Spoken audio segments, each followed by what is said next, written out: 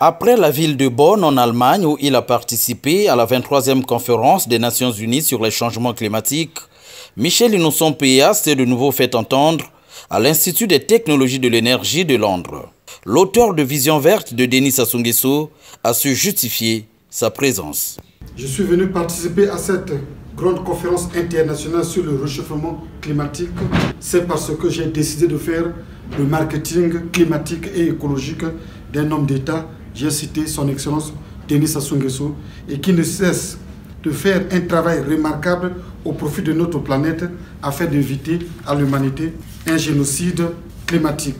Nous, en tant que chercheurs scientifiques africains, nous sommes les porte-étendards du travail que nos dirigeants font au profit de l'humanité, c'est-à-dire les voix de sans-voix. Cette conférence coïncide avec la célébration des 10 ans de l'innovation technologique dans les domaines de l'énergie et de la réduction des gaz à effet de serre. Michel Innocent-Péa plaide pour la reconnaissance des efforts fournis par les pionniers du combat climatique. Le bassin du Congo est le deuxième poumon mondial en termes de forêt et de l'eau.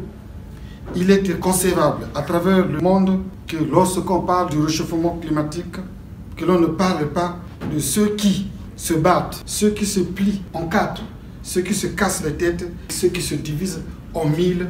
Et le président Sassou en est l'initiateur et le principal pionnier. C'est pourquoi j'ai le devoir moral de porter à la connaissance du monde les efforts qu'il fournit pour protéger les populations de l'Angleterre, de la France, des États-Unis, de la Chine, à partir du bassin du Congo, en Afrique, à travers les différentes conférences, à l'image de celle qui se tient maintenant et aujourd'hui. Et comme partout où il est passé, l'auteur de Vision verte de Denis Sassou Nguesso a saisi l'occasion pour dédicacer son ouvrage à de nombreuses personnalités, telles Eleanor Knight, ministre de l'énergie du pays de Galles, Nick Morgan, membre du Parlement britannique, Rob Margate, président de l'Institut des technologies de l'énergie, ainsi qu'à bien d'autres.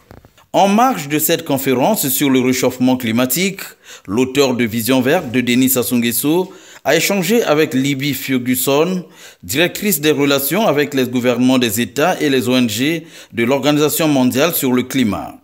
À cette organisation, Michel Innocent-Péa a fait un don de quelques ouvrages. À noter que cette organisation milite pour la protection des forêts à travers le monde.